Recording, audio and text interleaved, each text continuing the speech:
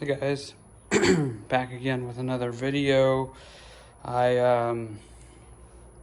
been out for about a week with a cold. I'm starting to at the tail end of it now. Quick update on the Axum. I got those Bucklos 29-inch wheels from Amazon earlier this week. Turns out these are 135 millimeters on the rear. And I was not comfortable having them on here. It probably would have been fine, but I did notice that it didn't fit, and I had to squeeze the frame into itself to get it to fit, and then my shifting was all out of whack. I couldn't get it quite right. Long story short, those are not going to work for me on the Axum. I was able to set them up successfully with tubeless using the Gorilla Tape method and my Maxxis minions. They went on there just fine. I decided after one ride, it's not, it didn't work out. So I am selling those. Hopefully somebody will buy them. I'm gonna take a little bit of a loss, but that's okay. At least now I know. Second thing, since I'm not feeling super well, and the trails are wet again, I think this week. We got some rain, so can't really go anywhere.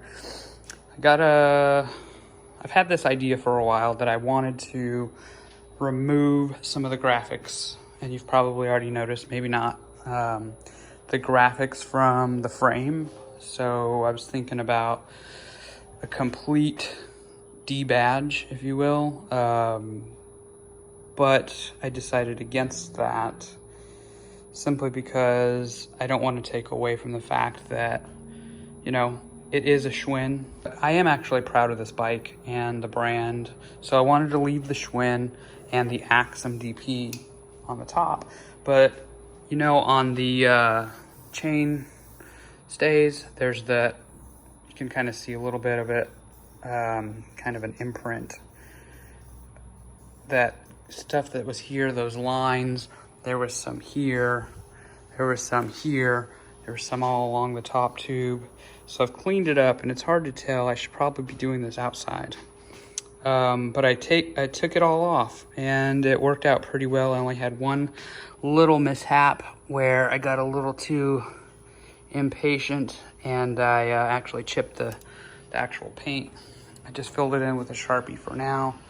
But I did both sides, and I think it looks super clean, much more, I don't know what the word is, just clean, I guess. You don't need all that stickers and crap on here. You need to know what kind of bike it is, what's the model, that's about it. And then anything else, it's just overkill.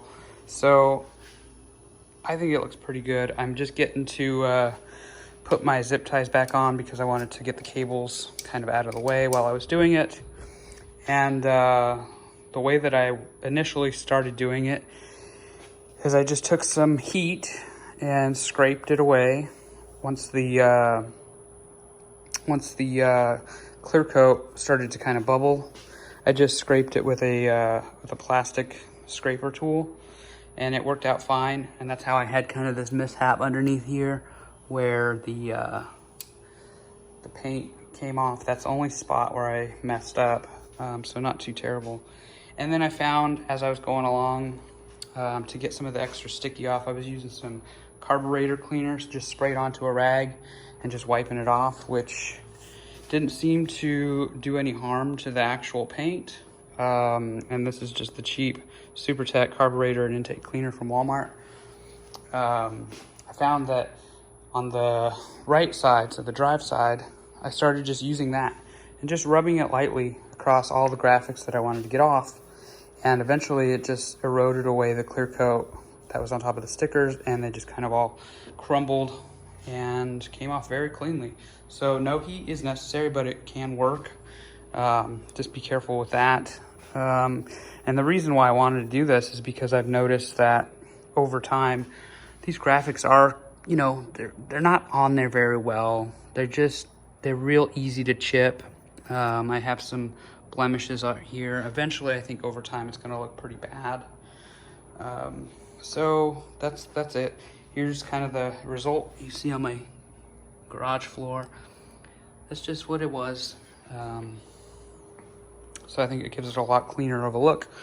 I'm gonna take off the excess zip tie ends here, and then I'll take it out to the sunlight and we'll kind of get a better look at it from out there.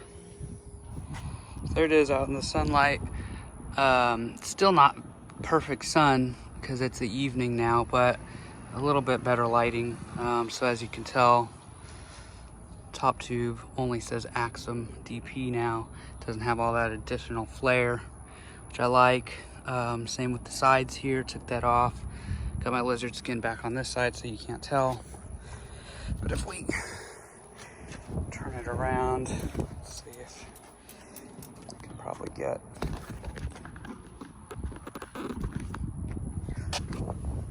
There's the, you can kind of see a little bit of outline where it used to be there. Oh, there's another mess up. I'm gonna need a new brake hose now. Got a little bit more there when I was using the heat. So there's the side here. And yeah, I still gotta clean it up a little bit. You can kind of see a little bit of that there, but for the most part, I think it looks pretty damn good. So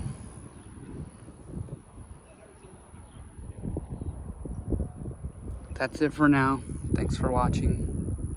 Leave a comment if you're interested in doing this to your Axum. I know that I'm in some Facebook groups who have asked this question a couple of times, and a lot of people say it's not possible. Well, it definitely is possible. Anything's possible. Just you need somebody to do it first, and I'll sacrifice my bike for that.